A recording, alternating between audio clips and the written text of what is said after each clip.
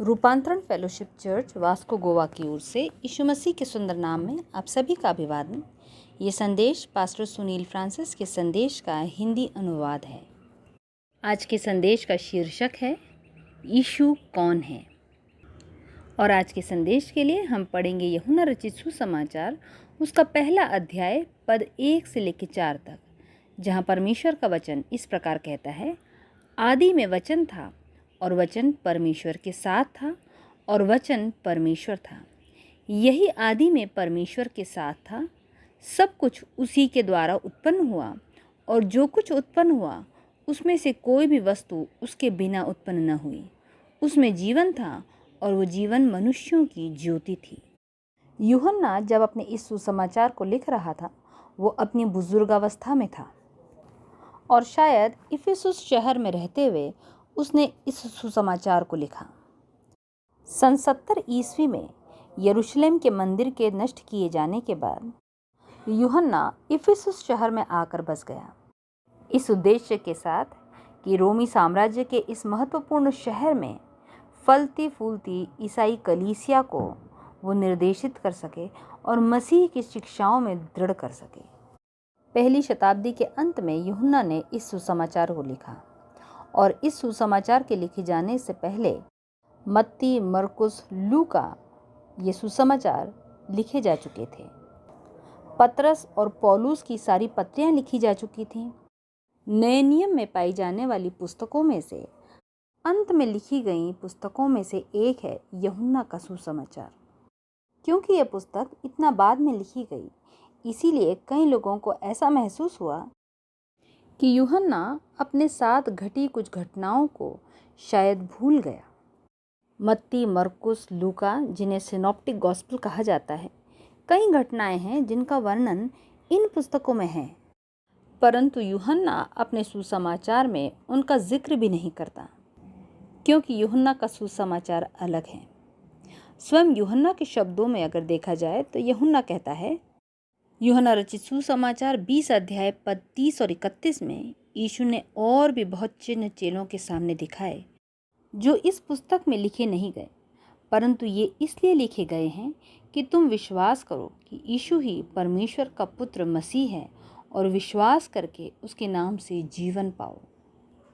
यही उसका इस सुसमाचार को लिखने के पीछे उद्देश्य था। इस सुसमाचार को लिखते समय यूहन्ना चुनाव की पद्धति को अपना रहा था और उसका उद्देश्य केवल पुनर्जीवन था। वो जीवन जो यीशु मसीह के नाम में है, वास्तविक, रोमांचकारी, तृप्त करने वाला जीवन, वो जीवन जिसके विषय में यीशु बात कर रहा था, जब वो कहता है, मैं इसलिए आया कि वे जीवन पाएं और बहुतायत का जीवन पाएं। यूहन्ना अपने सुसमाचार को शुरू करता है एक 18 पद की भूमिका के साथ, जिसकी विषय वस्तु ये प्रश्न है कि आखिर यीशु वास्तविकता में कौन है, वो कहाँ से आया और नासरत के यीशु के जीवन से क्या प्रकट किया जा रहा था। यूहन्ना रचित सुसमाचार की यह लंबी भूमिका, यीशु कौन है, इस विषय में यूहन्ना का गहरा प्रकाशन और उसके दृढ़ विश्वास का सारांश है। ये ध्यान केंद्रित करती है मसीही विश्वास के केंद्रीय तथ्य पर। मसीहियत दर्शन शास्त्र नहीं है, परंतु ये एक व्यक्ति के विषय में है, एक व्यक्ति जो मसीही विश्वास का आधार है, केंद्र है। यीशु को मसीहियत में से निकालना ऐसा है मानो गणित में से अंकों को निकाल देना या चिकित्सा शास्त्र में से चिकित्सकों को निकाल देना, या मानो ऐसा जैसे बिना सूर्य की रोशनी की कल्पना करने की कोशिश करना। यीशु मसीही विश्वास का केंद्र है और यही बात मसीहियत को सभी धर्मों से अलग कर देती है, अनोखा बना देती है। विश्व के जितने भी अन्य महान धर्म हैं, वे सब आधारित हैं कुछ शिक्षाओं पर या विचारों पर या तत्व ज्ञान पर मसीहियत ऐसी नहीं है। मसीहियत का केंद्र है एक अद्भुत, शानदार और खूबसूरत व्यक्तित्व यीशु मानव इतिहास में अब तक प्रकट हुआ सबसे अधिक उग्र और क्रांतिकारी चरित्र रहा है यीशु का चरित्र। मानव इतिहास में यदि अब तक किसी व्यक्ति पर सबसे अधिक किताबें लिखी गईं, संगीत रचा गया, नाट्य रचा गया, तो वो है यीशु। क्या आपने कभी सोचा है ऐसा क्यों? क्यों आखिर मनुष्य अब तक नासरत के यीशु को भुला नहीं पाया? क्यों आखिर यीशु दूसरों की तरह इतिहास के पन्नों में गुम नहीं हो गया? सिकंदर महान या जूलियस सीजर या हिटलर या गांधी या कोई और महान नेता, किसी के भी विषय में जानने समझने के लिए हमने इतना समय व्यतीत नहीं किया। हाँ, हम ये जानते हैं वे कौन थे, परंतु हम हमारा सारा ध्यान उन्हीं के विषय में सोचते रहने में नहीं लगाते। परंतु यीशु को यदि हम देखें तो उसकी छाप हम हमारे आसपास पाते हैं, मानो वो हमारा समकालीन हो। अब भी मानो हमारे मध्य में उसका अस्तित्व है। ऐसा क्यों? क्यों यीशु का व्यक्तित्व इस ग्रह पर प्रकट होने वाला अब तक का सबसे अधिक प्रभावशाली व्यक्तित्व है? इसी प्रश्न का उत्तर यूहन्ना अपने सुसमाचार की भूमिका में हमें देता है। यीशु कौन है? आज हम यूहन्ना रचित सुसमाचार के पहले अध्याय के पहले 4 पदों पर मनन करेंगे।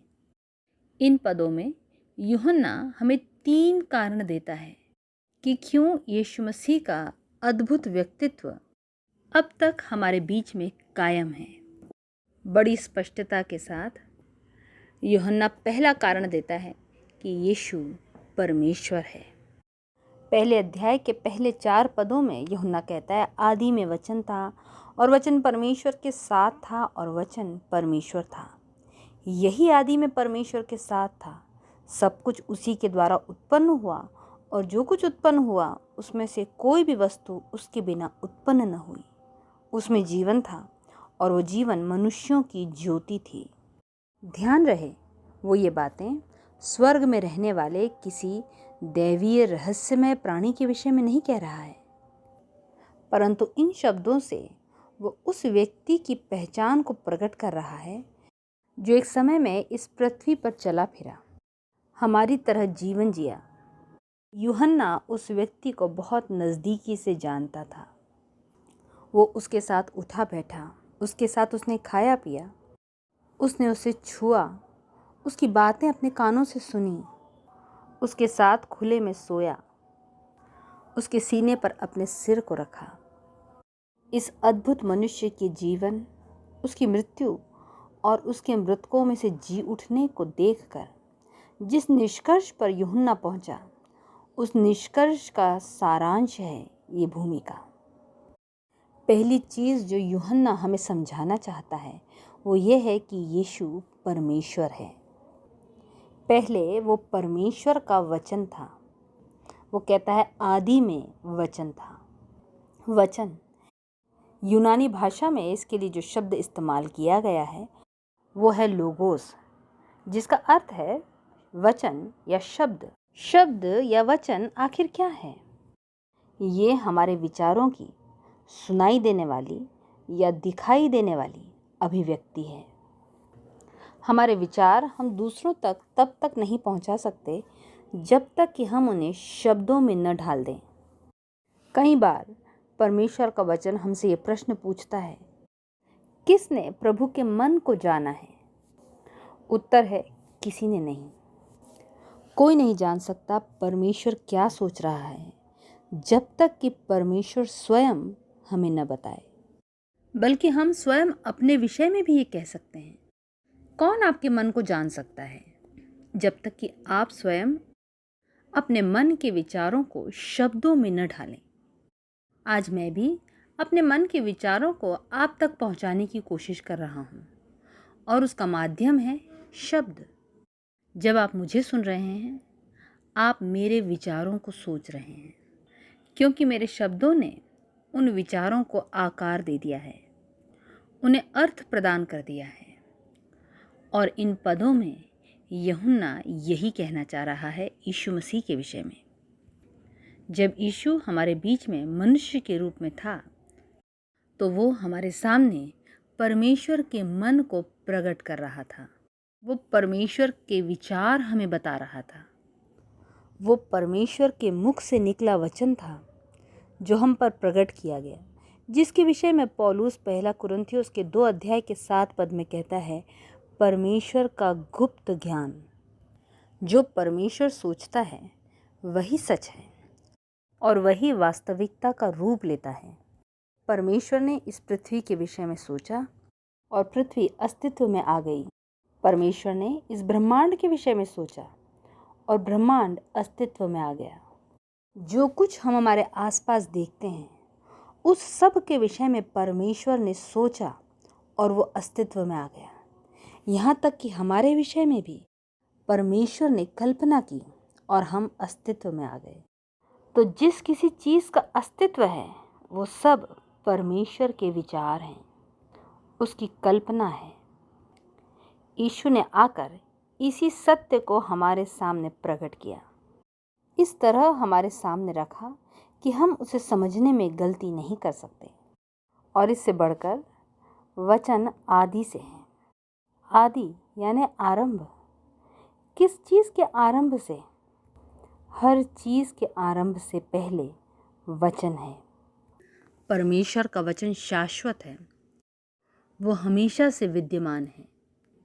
मनुष्य के रूप में आने से पहले वो यीशु नहीं परंतु अन्य नामों से जाना गया। पुराने नियम में उसे परमेश्वर का दूत या केवल पुत्र कहा गया है। इस पृथ्वी पर आने से पहले भी यीशु परमेश्वर का पुत्र था। इस पृथ्वी पर आने से पहले हमारा कोई अतीत, कोई इतिहास नहीं है, पर यीशु का है। उसे स्मरण था वो समय भी जब वो पिता के साथ था, इससे पहले कि इस ब्रह्मांड की रचना हुई। इब्रानियों के पहले अध्याय के पहले और दूसरे पद में इस प्रकार लिखा है, पूर्व युग में परमेश्वर ने बाप दादों से थोड़ा थोड़ा करके और भांति भांति से भविष्यवक्ताओं के द्वारा बातें करके इन दिनों के अंत में हमसे पुत्र के द्वारा बातें की। यीशु परमेश्वर का सनातन पुत्र और परमेश्वर का सनातन वचन है। और फिर यूहन्ना कहता है वचन परमेश्वर के साथ था। और यहाँ एक समस्या खड़ी होती है। इसका मतलब हुआ कि वचन परमेश्वर से अलग है। 2 अलग व्यक्ति फिर भी एक दूसरे के इतने नज़दीक कि वचन परमेश्वर पिता से इस तरह जुड़ा हुआ था कि उनके विचार, उनका उद्देश्य, उनका अर्थ एक था। और यही यीशु ने भी स्वयं के विषय में कहा, मैं और मेरा पिता एक हैं। यूहन्ना 10 अध्याय 30 पद। एक से यीशु का अर्थ अभिन्न या एकाकार नहीं था। और यहीं कुछ लोग भ्रम में पड़ जाते हैं। वे कहते हैं ऐसा कैसे हो सकता है कि यीशु भी परमेश्वर है और पिता भी परमेश्वर है और पुत्र अपना ही पिता कैसे हो सकता है। ये भ्रम इसीलिए पैदा होता है क्योंकि लोग यह समझते हैं कि एक का मतलब है अभिन्न, एकाकार, पर वे ऐसे नहीं हैं। वे अलग हैं, 2 अलग व्यक्तित्व। जब आप इस प्रकार लोगों के विषय में सोचते हैं तो आप लोगों के शरीरों के विषय में नहीं सोचते हैं। एक व्यक्ति के व्यक्तित्व के लिए शरीर आवश्यक नहीं है। आज इस कमरे में जहां हम हैं, हजारों व्यक्ति हैं। आप में से कुछ अपने शरीरों के साथ यहाँ हैं, हम आपको देख सकते हैं। पर बिना अपने शरीर के भी आप में से बहुत से इस समय हमारे बीच में हैं। बहुत से लोग हैं जो इस समय ऑनलाइन हमसे जुड़े हुए हैं। हर व्यक्ति एक आत्मिक प्राणी है। यूहन्ना जिस बात को हमारे सामने यहाँ रख रहा है वो ये है कि सनातन पुत्र यीशु एक व्यक्ति है और परमेश्वर पिता भी एक व्यक्ति है और वे दोनों अपने कार्यों और अपने उद्देश्य में एक हैं। और अंत में बड़ी स्पष्टता के साथ यूहन्ना हमारे सामने इस बात को रखता है कि वचन परमेश्वर था। इसमें कोई शक नहीं है। यहोवा विटनेस और एकेश्वरवादी चर्च इस महान सत्य का इनकार करते हैं कि यीशु परमेश्वर है, पर यूनानी व्याकरण के नियमों का उल्लंघन किए बिना यूहन्ना रचित सुसमाचार के इस वाक्य का कोई दूसरा अनुवाद संभव नहीं है। यदि हम वो कहें जैसा कि यहोवा विटनेस वाले चाहते हैं कि हम कहें कि यीशु एक परमेश्वर था, तो हम बहुईश्वरवाद को बढ़ावा देंगे। पर यदि एक ही परमेश्वर है और यीशु परमेश्वर है, तो इसका अर्थ ये हुआ कि यीशु ही परमेश्वर है। और यही बात अपने सुसमाचार की शुरुआत में यूहन्ना बड़ी स्पष्टता के साथ कहता है। यहूदी इसका इनकार करते हैं। वे कहते हैं केवल पिता ही परमेश्वर है। पर पवित्र शास्त्र की गवाही के द्वारा, यीशु के जीवन के प्रमाणों के द्वारा और पुराने नियम के कथनों के द्वारा मसीही इस बात को समझ पाए हैं कि परमेश्वर अपने व्यक्तित्व की जटिलता को हमारे सामने प्रकट कर रहा है, कि वो वास्तव में तीन व्यक्ति हैं, तीन व्यक्तित्व, जिनका अर्क या मूल तत्व एक ही है। तो एक ही परमेश्वर है, पर उसके तीन व्यक्तित्व हैं। इसीलिए बाइबल की पहली पुस्तक के पहले अध्याय में परमेश्वर कहता है, उत्पत्ति 1 और उसकी 26 पद में, हम मनुष्य को अपने स्वरूप के अनुसार अपनी समानता में बनाएं। शुरुआत से ही परमेश्वर अपने लिए बहुवचन का इस्तेमाल करता है। यही हमारी समझ यहूदियों से अलग हो जाती है। यूहन्ना बिना किसी शक के कहता है, यीशु परमेश्वर है। फिर यूहन्ना ये भी कहता है कि यीशु ही सब वस्तुओं का उत्पन्न करने वाला भी है। 3 पद में वो कहता है, सब कुछ उसी के द्वारा उत्पन्न हुआ और जो कुछ उत्पन्न हुआ उसमें से कोई भी वस्तु उसके बिना उत्पन्न न हुई। उत्पत्ति के पहले अध्याय में ही 8 बार यह शब्द आया है, और परमेश्वर ने कहा। उत्पत्ति 1 अध्याय 3 पद, तब परमेश्वर ने कहा उजियाला हो, तो उजियाला हो गया। 6 पद, फिर परमेश्वर ने कहा जल के बीच एक ऐसा अंतर हो कि जल 2 भाग हो जाए। तब परमेश्वर ने एक अंतर करके नीचे के जल और ऊपर के जल को अलग अलग किया, और वैसा ही हो गया।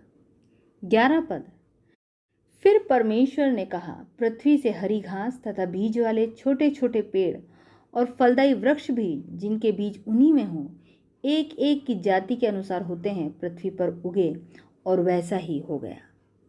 वचन परमेश्वर का पुत्र, परमेश्वर पिता के अद्भुत मन के हर विचार को साकार कर रहा था, रूप दे रहा था। जो कुछ हम विज्ञान की खोज के द्वारा जानते हैं, देखते हैं, उससे हम सब आश्चर्यचकित होते हैं। ये सब कुछ परमेश्वर के मन में था, उसके विचारों में था, और ये तब व्यक्त हुआ, रूप में आया, जब पुत्र ने उन्हें बोला, उसने कहा, और ये सब वस्तुएं अस्तित्व में आ गईं। तो ये अद्भुत मनुष्य, नासरत का यीशु, न केवल मनुष्य बनकर हमारे बीच में चला फिरा, परंतु यूहन्ना कहता है ये वही है जिसके द्वारा इस सृष्टि की उत्पत्ति हुई, इस पूरे ब्रह्मांड की सृष्टि हुई। और इसीलिए वो इस ब्रह्मांड को समझता है, वो जानता है ये कैसे काम करता है, और वो इसकी सुरक्षा करने में, इसका मार्गदर्शन करने में और इसे निर्देश देने में सक्षम है। यूहन्ना कहता है जो कुछ उत्पन्न हुआ उसमें से कोई भी वस्तु उसके बिना उत्पन्न न हुई, यानी हर उत्पन्न की गई वस्तु में उसका होना अनिवार्य है। वही है जो हर वस्तु के अस्तित्व को कायम रखता है, उत्पन्न की गई हर वस्तु को चलायमान रखता है। पौलुस कुलुसियों 1 अध्याय के 17 पद में कहता है सब वस्तुएं उसी में स्थिर रहती हैं।